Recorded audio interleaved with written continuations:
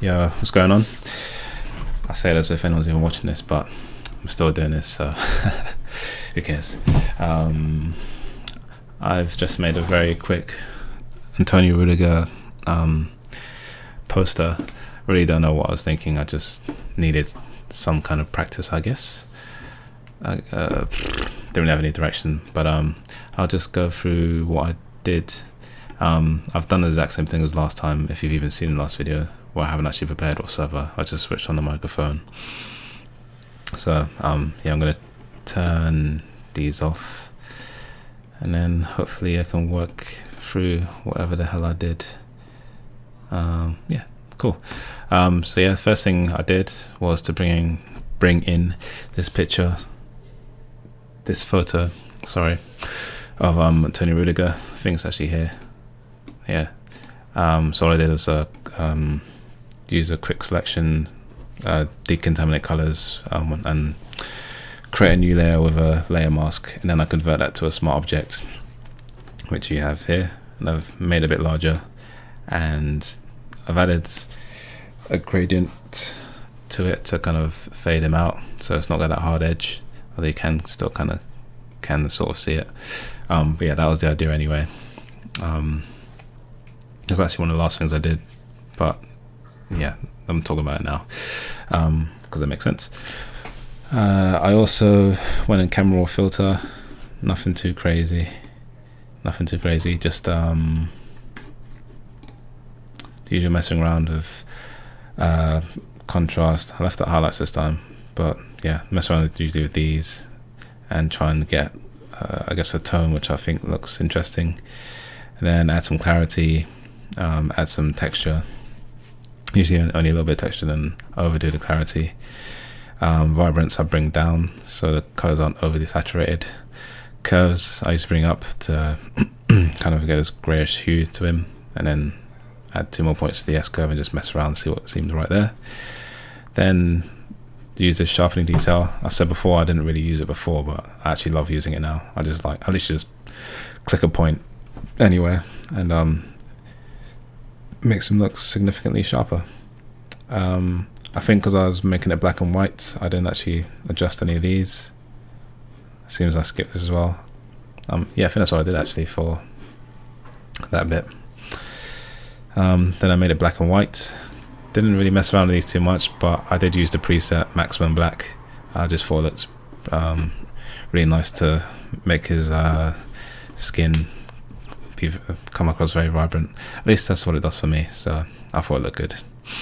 Then added this text, really random, but he's wearing a mask. There's a film called It Comes at Night. He looks like the Dark Knight. There's no sense to it whatsoever, but that's what I did. Next thing was to add a small Rudy. Here's the original image. Same thing as the first one, cut it out and included the ball as well.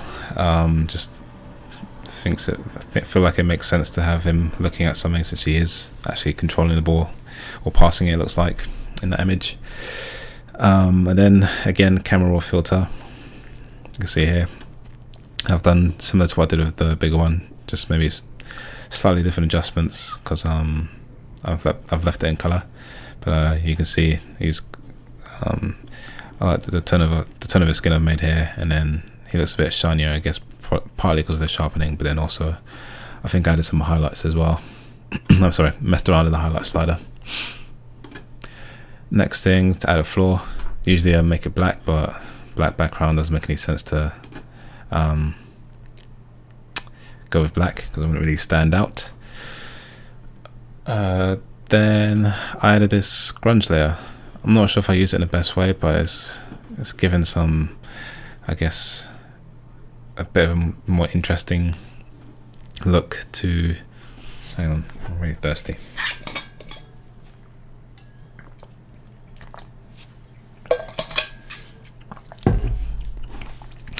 Yeah, just added this grunge detail and changed it to multiply.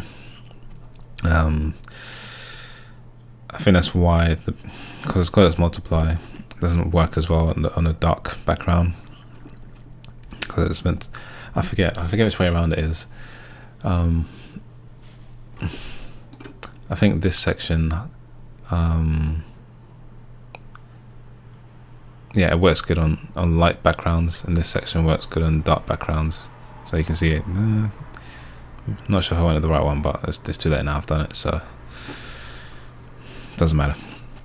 And then yeah, create a stamp visible layer, Shift Control Alt E, and then same as before, camera roll filter.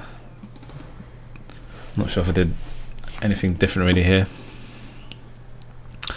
Increase the exposure because it's such a dark image. Contrast, highlights, reduce the blacks to make it a bit darker.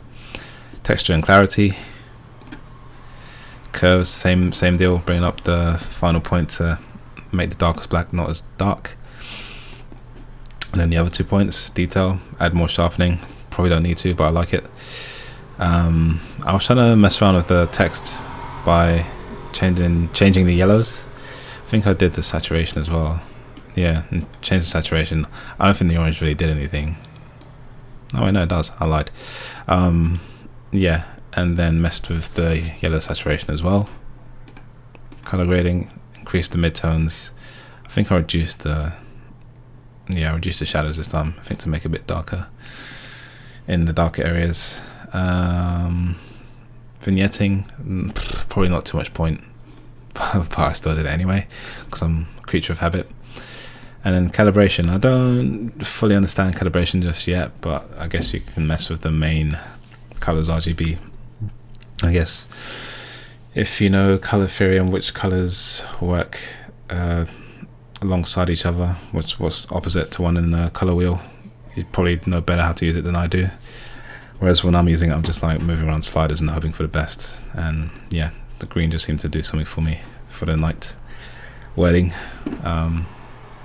Don't think the blue did anything. No, it does. See, I don't know what I'm doing. But yeah. And that is it. I tried to use a color lookup. I thought this was a nice look with the pink, but well, see, now I don't know. I mean, either one is good. But yeah, that is all I did for that. I like how it makes them kind of reddish.